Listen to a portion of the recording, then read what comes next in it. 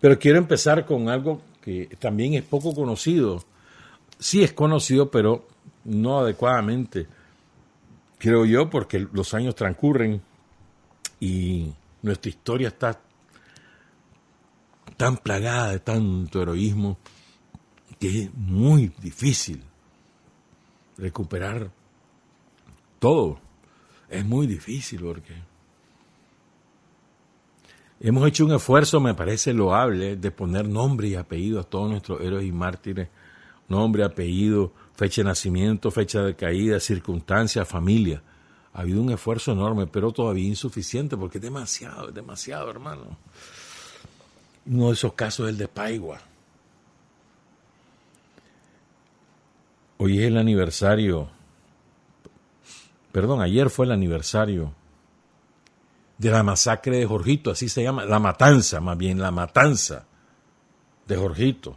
Jorgito es una comunidad del municipio de Paigua al noreste, del municipio de Paigua. Y vamos a compartir cómo fue esa matanza. 43 compañeros y compañeras fueron asesinados bestialmente por la contrarrevolución. Fue una bestialidad. A las 3 de la madrugada del domingo 13 de mayo empezó el ataque y la matanza. Vamos a contar los detalles. Ahí en Jorgito estaba, el día anterior habían instalado, era la base del batallón de milicias territoriales 2504, que pertenecía a Chontales, ¿verdad? El día anterior y la madrugada el 12 de mayo y la madrugada del 13 arrasaron. Vamos a aprovechar para contarles algunas cosas sobre Paigua. Paigua es uno de los municipios más grandes en términos territoriales del país. Está hablando que tiene casi 3.500 kilómetros cuadrados. 3.500 kilómetros cuadrados. O sea, es como casi 10 veces que el departamento de Masaya. Imagínate cómo será de grande el municipio de Paigua. Ahorita debe andar por los 40.000 habitantes, quizás un poco más. Limita con 7 municipios. Imagínate que limita con Ciuna por el norte, con el Rami Camuapa por el sur, con la Cruz de Río Grande y el Tortuguero por el este, con Matiguasi y Río Blanco por el oeste. ¿Cómo es de grande ese municipio? Ahí en ese municipio está Vilampí, Copalar, Huilique, Malacaguá, Guanaguana, La Breya. Muchas localidades muy conocidas en la guerra de los 80 porque ahí estaban los chavalos del servicio militar, los cachorros. Y ahí fueron combates fieros porque la contra se había sentado en los latifundios que habían ahí. Paigua comenzó a poblarse en los años 60, sobre todo, con la extensión de los latifundistas. Somoza les permitió que los latifundistas de Chontales y Huaco se extendieran en las tierras de Paigua, pues, de lo que hoy es conocido como Paigua. Y aunque fue fundado formalmente en el 74, después se lo pasaron a Río Blanco, primero estaba en Chontales, después estaba en Huaco y así anduvo. Y después en la región autónoma del Caribe Sur. Ahí forma parte de la RAX. Y fíjense, miren, es un caso extraño, Paigua. La sede municipal es Bocana de Paigua, pero la sede de la alcaldía es Ubú Norte, porque está más hacia la mitad del territorio que para poder atender a todas las comunidades rurales. Y eso ha dado origen a rivalidades también, porque Ubú Norte quiere ser municipio aparte, está Ubú Sur, ¿verdad? También. ¿Qué significa Paigua? Es del idioma chontal, 2 ríos significa, que son el río Liquia y el río Grande. En la confluencia de ambos ríos, ahí está Paigua. Queda más o menos a 23 kilómetros al sureste de Río Blanco. Tiene su carretera. Daniel se encargó. Eso era un sueño eso. Y tiene su carretera adoquinada, hermano. Bueno, entonces que ahora quiero contarle. Miren, hay un libro bellísimo, con una foto, hermano, salvajada. Está escrito en inglés y en español. Se llama Nicaragua Fototestimonio, sobreviviendo al legado de la política de Estados Unidos. Son fotografías de un hombre, yo no sé si vive aún. Debe andar hacia los 90 años si aún vive. Se llama Paul Dix. Y el texto de Pamela Fitzpatrick, que también debe estar muy mayor, no sé si viven ambos. Trabajaban para una organización que se llamaba Testigos de la Paz o Testimonio para la Paz. Acción Permanente por la Paz era el nombre oficial en español, pero en inglés era Witness for Peace. Era una organización ecuménica, o sea, de distintas denominaciones religiosas, que se oponía a la política de su gobierno, el gobierno de Estados Unidos, encabezado por el criminal de guerra Ronald Reagan, que no descanse en paz, ¿verdad? Contra Nicaragua. Entonces venía aquí delegaciones, montones de delegaciones de Estados Unidos vinieron. Ellos venían en una de esas. Entonces suponía, Paul Dix, que ya era un fotógrafo muy conocido en la época, tenía alrededor de 50 años, cuando vino por primera vez a Nicaragua, se suponía que venía por un rato y se quedó 5 años. Lo mismo pasó con Pamela, ella se quedó un poco más, 7 años, ¿verdad? Entonces, después ambos se fueron ya cuando perdimos las elecciones del 90, fueron parte de tantísimos internacionalistas que dijeron aquí ya no hay nada que hacer y nos vamos, pues. Hubo otros que no, que se quedaron y que militan con la revolución desde siempre, pues que tuvieron que irse porque aquí no había ni en qué trabajar, pero se han mantenido leales a la revolución. Podría citar muchos nombres. Ellos pues se fueron, ¿verdad? A seguir su vida. Entonces dice que una vez en el año 2002 se pusieron a revisar las fotografías que había tomado Dix en Nicaragua y resolvieron hacerse un libro. Escogieron 100 fotos, después ahí fueron, después escogieron los nombres y se vinieron a Nicaragua a localizar a las personas que aparecían en esa foto, a identificarlas y localizarlas y hacer entrevistas con ellos. Entonces, duró 7 años ese proceso. Vinieron 5 veces y localizaron a todos. Y fruto de eso salió este libro. Se lo recomiendo, es bellísimo, es bellísimo. Tiene una fotografía salvajada, hermano. Y los testimonios. Es para leerles un testimonio por día durante mucho rato, pues, porque incluso hay un testimonio ahí de un muchacho que perdió las 2 piernas y ahí está, volando riata. Impresionante. Bueno, el caso es que este libro lo publicaron creo que en el 2010, 2012, por ahí. Aquí en Nicaragua, aquí se vende. No sé si todavía existirán ejemplares, pues. Quiero contarles entonces algunos parte del testimonio de uno de los sobrevivientes de esa matanza espantosa de Jorgito, ¿verdad?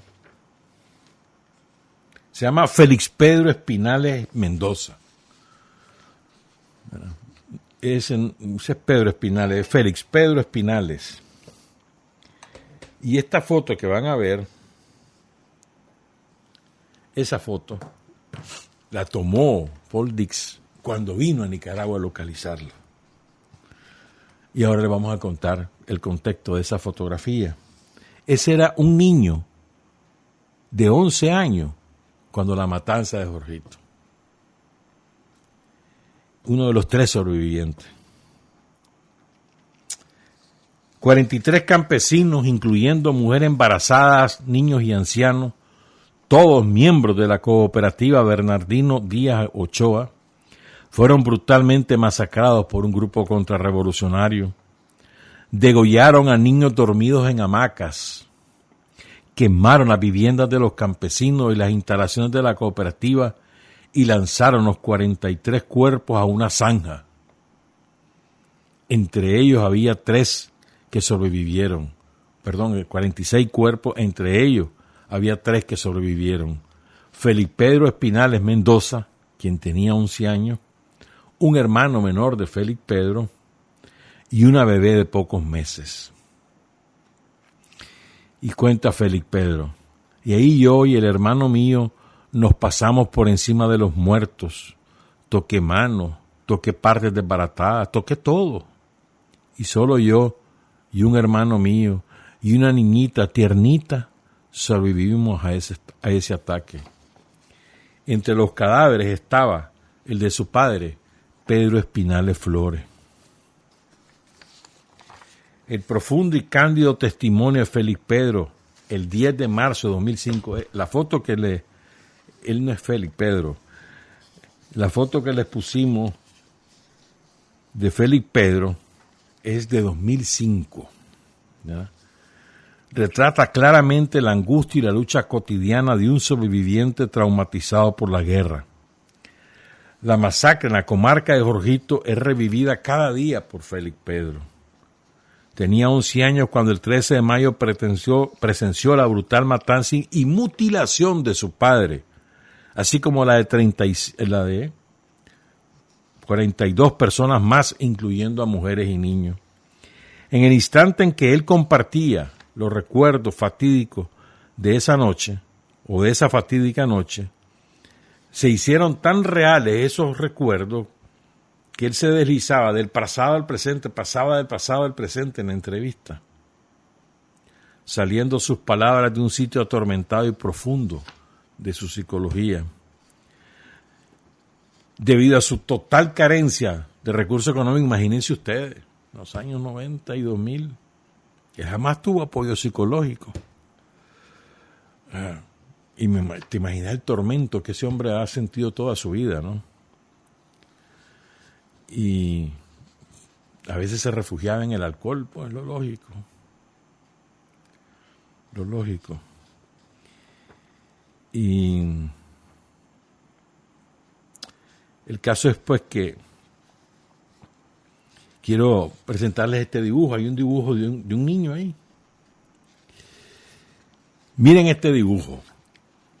Este fue un dibujo hecho en 1987. Vamos a dejar esa imagen para que ustedes la vean al detalle.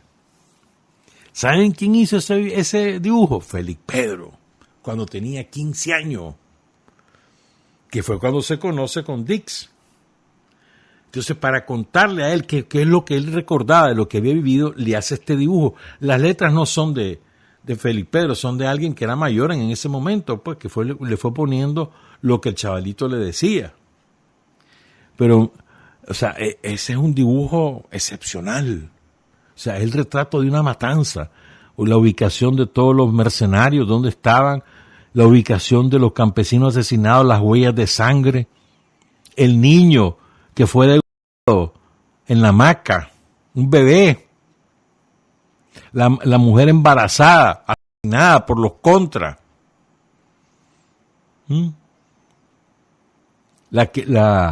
Quemaron la casa, dice ahí, contras asesinos. La casa donde estaba la gente que fue asesinada por la contra, que esa casa era la base y que fue incendiada también. O sea, ese dibujo es impactante, porque retrata una cosa que pasó. No es simplemente la ocurrencia de un niño, no, él está trasladando a un dibujo lo que tenía grabado en su mente, en su conciencia. ¿Verdad? De verdad.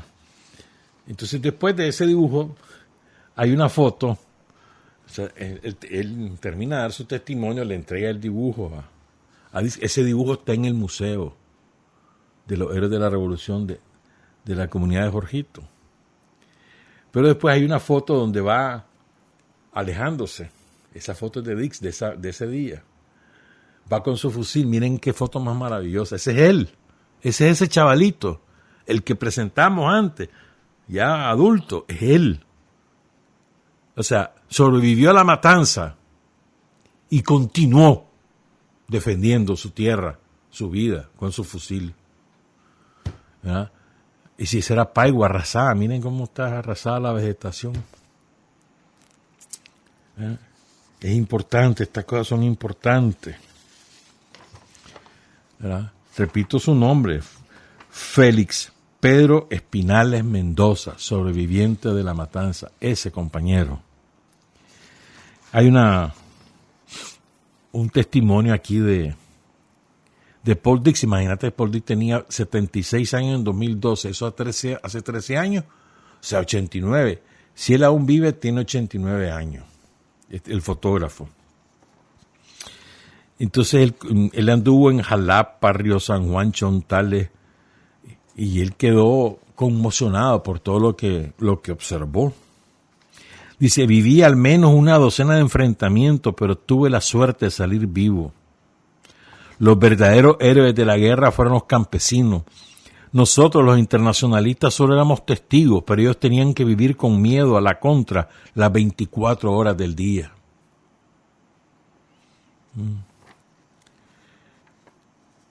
Siempre fui bien recibido por los nicaragüenses a pesar de venir de un país enemigo. Eso nunca me dejó de sorprender.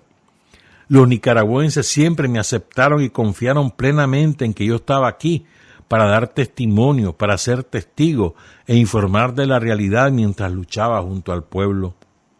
He viajado por todo el mundo y nunca había visto gente tan cálida como en Nicaragua. Podría haber sido un agente de la CIA, pero los nicaragüenses no desconfiaban de nosotros. Fueron francos y nos abrieron sus puertas. Obtuve más de lo que yo esperaba en Nicaragua. Aprendí mucho y fue una experiencia muy importante en mi vida. Yo tenía unos 50 años en los 80, pero hasta que no vine a Nicaragua, no supe lo que quería hacer con mi vida, trabajar en temas de justicia social y derechos humanos.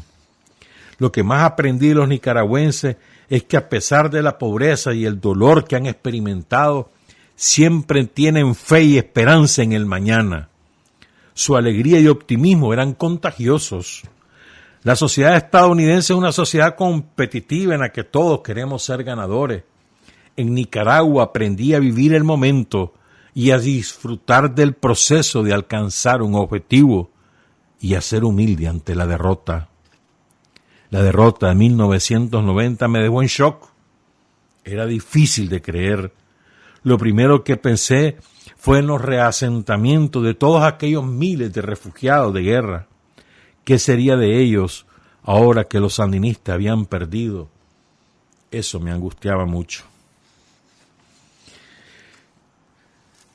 Ese es el testimonio de Paul Dix.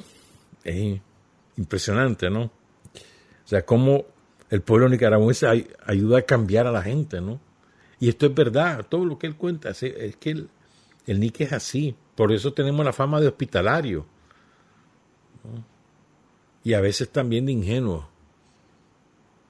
Pero es preferible, ¿no? Y hay muchas cosas que contar, pero bueno, no. Son las 7:08 y hay mucho también que seguir comentando. Entonces, este batallón de milicia, a ver, en la revolución se vio obligada a armar a todo el mundo para defenderse de los contras. O sea, la gente lo que pedía era armas. Mira, y me quieren matar y no tengo con qué defenderme. Entonces se organizaron las milicias por todas partes, pero no había suficiente armas, se daban pocas armas y a veces en mal estado, como la famosa beseta. Este es el caso de estos campesinos a los que se les dio rápidamente arma y desarme y algunas tácticas, cómo hacer un pozo tirador y esas cosas, y se instaló el batallón miliciano allí en Jorgito, ¿verdad? Estaba integrado por 30 milicianos y 2 oficiales permanentes. Y el objetivo era la cooperativa, formar la cooperativa. O sea, se armaban los campesinos para que se defendieran y que pudieran hacer su cooperativa y prosperar. La contrarrevolución era enemiga de las cooperativas, enemiga de los campesinos, enemiga del progreso, ¿verdad? Y el jefe militar era el teniente primero Guillermo Soto, él no estaba ese día de la matanza. El jefe de compañía era el subteniente Alberto Martínez Porta, tampoco estaba el día de la matanza. Y ahí matan pues a 18 de los 30 milicianos, 18, y a 25 de sus familiares. Vamos a leer sus nombres para que no lo olvidemos. Ayer hubo un acto ahí en Jorgito, que es una comunidad que queda larguísimo, más de 100 kilómetros de Paigua. Es día y medio a caballo. Imagínate vos. Está hablando de salir a la salida del sol. No, ese es de las fiestas patrias. Es que deja esa foto, déjala, por favor. Miren, esa foto me impresionó, ¿saben por qué? Ese es Jorgito. Miren al chavalero. Ese es en las fiestas patrias del año pasado, creo que son. O sea, me pareció tan bonito, ¿no? Después de todo el horror que ellos vivieron, y miren, todo el mundo con su banda de guerra ahí, recutida. Esa banda de guerra le decimos banda musical, pues. Recutido ahí en Paigua, pues. O sea, me parece hermosísimo, pues. Pero bueno, ayer fue el acto de conmemoración y le agradecemos al compañero Francisco Ortiz, que es el secretario político de Paigua, que nos envió la fotografía, pero están rotuladas como conmemoración. Esas son fotos de otro acto, ¿verdad? Y la gente con su...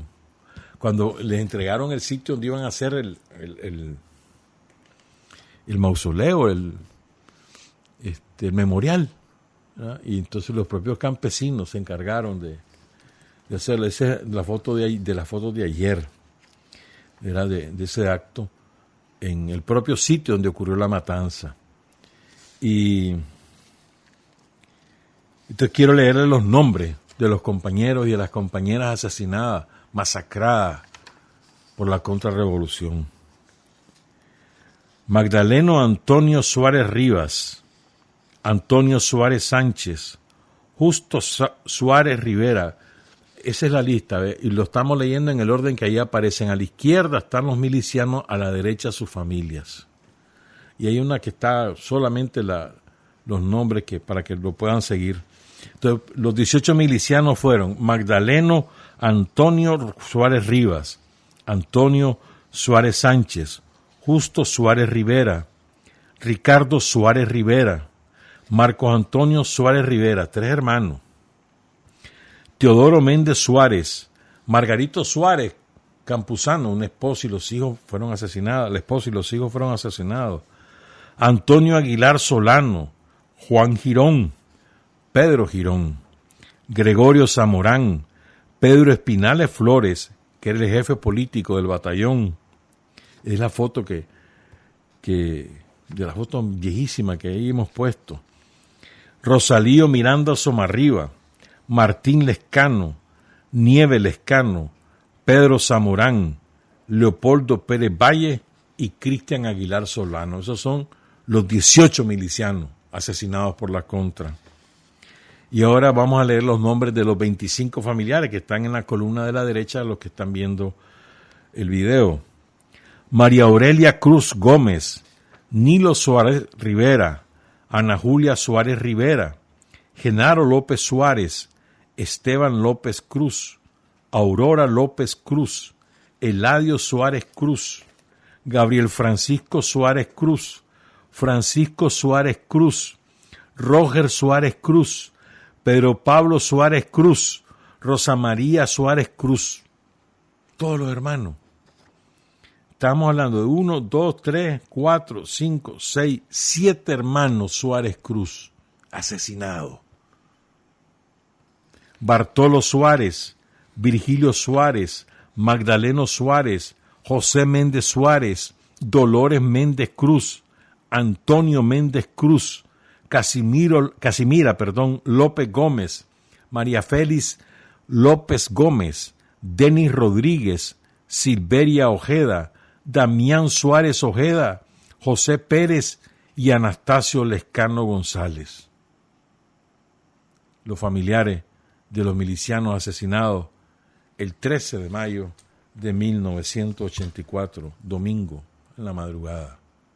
Honor y gloria a los héroes y mártires de Jorgito en Paiguas.